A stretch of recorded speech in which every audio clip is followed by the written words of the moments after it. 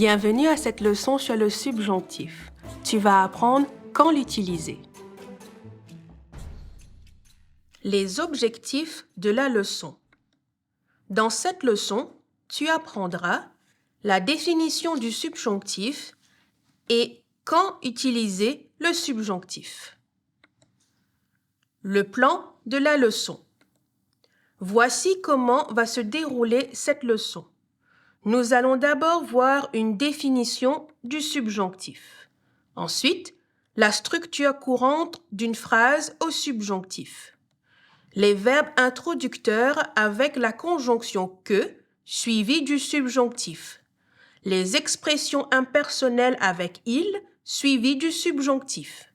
Puis, le subjonctif ou l'indicatif. Nous ferons enfin un récapitulatif de ce que tu as appris dans cette leçon. Et nous terminerons la leçon avec une activité. Commençons la leçon. Voyons la définition de ce mode. Le subjonctif est un mode utilisé pour exprimer un sentiment, un souhait, un désir, une volonté, un ordre, un doute, une incertitude, une éventualité, un regret. La structure la plus courante d'une phrase avec le subjonctif est la suivante. Sujet plus verbe introducteur plus que plus sujet plus verbe au subjonctif. Exemple.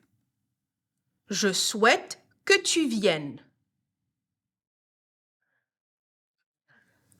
Passons à quand utiliser le subjonctif. On utilise généralement le subjonctif après un verbe introducteur qui exprime un souhait. J'aimerais que vous soyez présent aujourd'hui. Une volonté. Il veut que ses parents soient fiers de lui. Un ordre. J'ordonne que vous gardiez le silence. Un sentiment. J'ai peur qu'il pleuve aujourd'hui. Un doute. Je doute que nous réussissions ce devoir. Une possibilité. Supposons qu'il fasse beau demain. Une nécessité. J'ai besoin que vous complétiez ce dossier. Ensuite, voici une liste de verbes qui sont suivis d'un subjonctif. Exemple, vouloir que. Je veux que tu ailles à la banque. Souhaiter que. Nous souhaitons que Marc revienne. Désirer que. Nous désirons tant qu'ils soient tous présents. Aimer que. J'aimerais qu'ils soient là. Préférer que. Vous préférez que nous ne venions pas. Regretter que. Je regrette que vous soyez en retard. Suggérer que. Tu suggères que nous partions?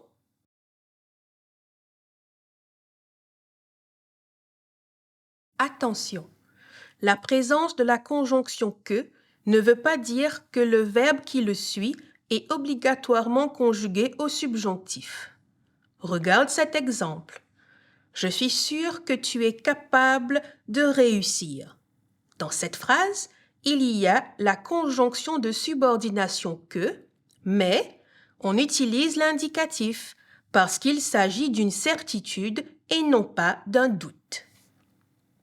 Toutefois, regarde cet exemple. Je doute que tu sois capable de grimper cette colline.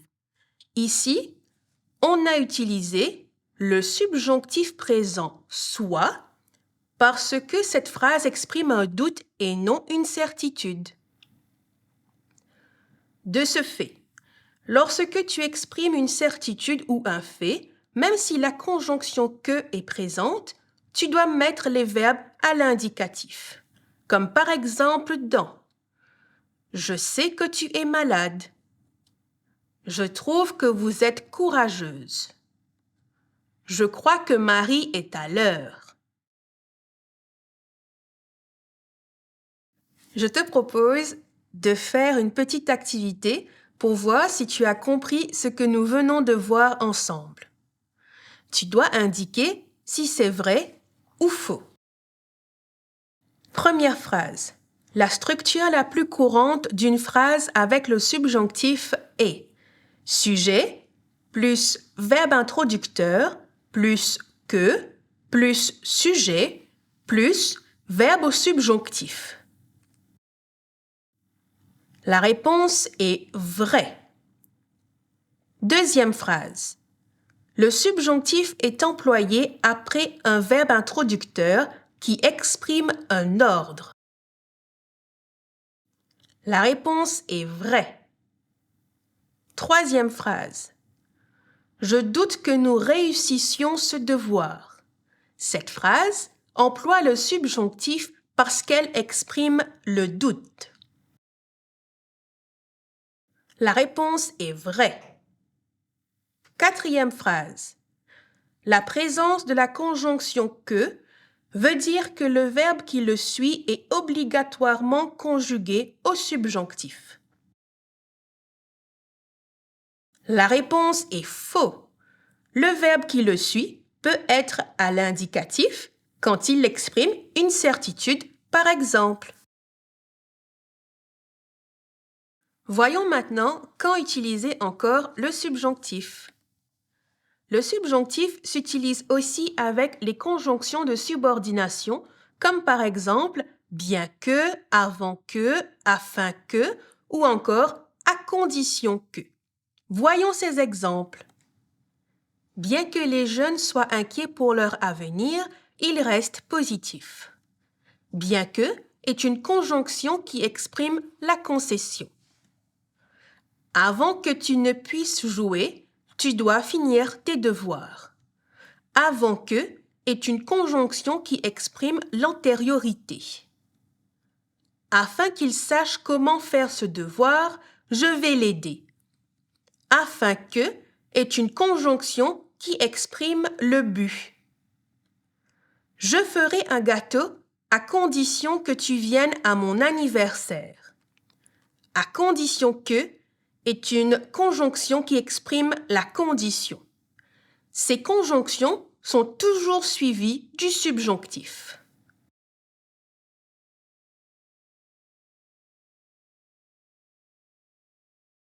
Toutefois, tu dois faire attention, ce n'est pas parce qu'il y a que à une conjonction que le verbe se met forcément au subjonctif. Par exemple, après que. Le verbe d'une proposition introduite par après que doit être à l'indicatif. Après que introduit un fait certain qui s'est véritablement produit ou qui va se produire. Il est donc logique qu'il soit suivi du mode indicatif. Voici un exemple. Il est parti après que nous l'avons tous salué.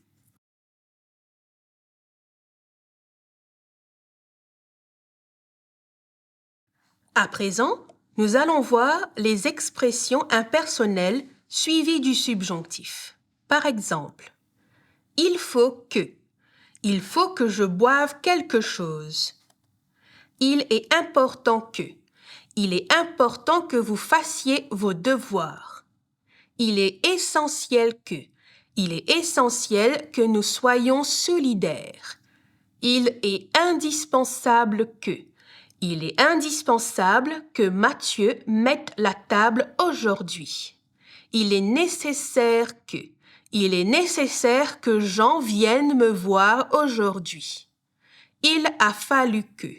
Il a fallu que Marie aille à l'hôpital.